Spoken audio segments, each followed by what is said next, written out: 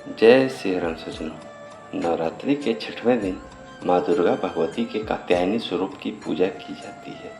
इनकी उपासना व आराधना से भक्तों को बड़ी आसानी से अर्थ, धर्म, काम और मोक्ष चारों फलों की प्राप्ति होती है। माँ कात्यायनी को शहद युक्त पान अत्यंत प्रिय है। इन्हें प्रसाद रूप में फल और मिठाई के साथ शहद युक्त पान अर्पित करना चाहिए।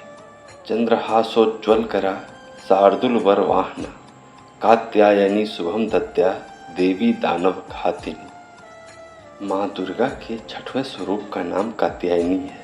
इनका कात्यायनी नाम पड़ने की कथा इस प्रकार है।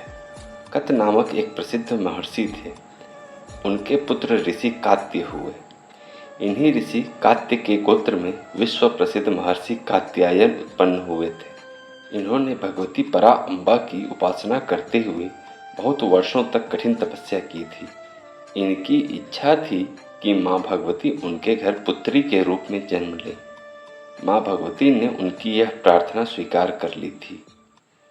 कुछ काल पश्चात जब दानव महिषासुर का अत्याचार पृथ्वी पर बहुत बढ़ गया, तब भगवान ब्रह्मा, विष्णु, महेश तीनों ने अपने अपने तेज का अंश देकर महिषासुर के विनाश के लिए एक देवी को उत्पन्न किया। महर्षि कात्यायन ने सर्वप्रथम इनकी पूजा की।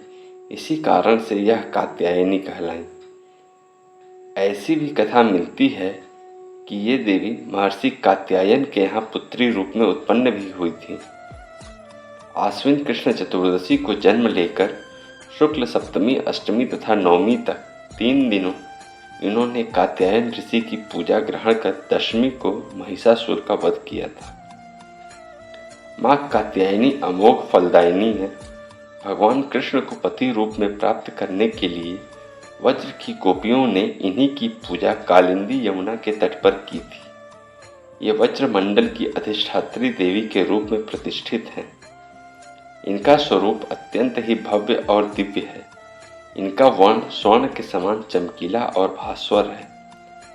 माता कात्यायनी 4 भुजाधारी है, जिनके एक भुजा में शत्रुओं का नाश करने वाला तलवार है तो दूसरी भुजा में कमल पुष्प है, जो भक्तों के प्रति इनके स्नेह को दर्शाता है। तीसरी भुजा अभय मुद्रा है, जो भक्तों को भय मुक्ति प्रदान कर रहा है। चौथी भुजा देवी का वर मुद्रा में है, जो भक्तों को उनकी भक्ति का वरदान देने के लिए है। दुर्गा पूजा के छठवें दिन इनके स्वरूप की उपासना की जाती है। उस दिन साधक का मन आज्ञा चक्र में स्थित होता है। योग साधना में इस आज्ञा चक्र का अत्यंत महत्वपूर्ण स्थान है। इस चक्र में स्थित मन वाला साधक माँ कात्यायनी के चरणों में अपना सर्वस्व निवेदित कर देता है।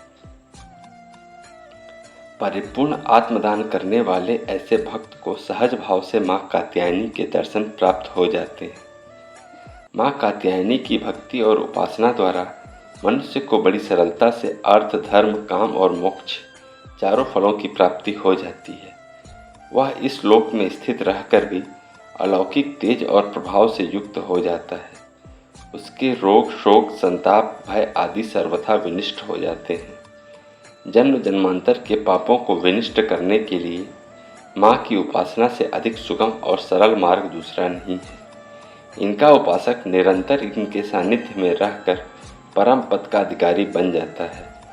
अतः हमें सर्वतोभावेन माँ के शरणागत होकर उनकी पूजा उपासना के लिए तत्पर होना चाहिए।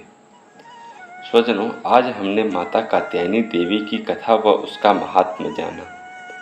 कृपया इस वीडियो को अधिक से अधिक शेयर कीजिए। माँ कात्यायनी की आप पर व आपके परिवार पर कृपा बनी रहे। जय माँ कात्यायनी।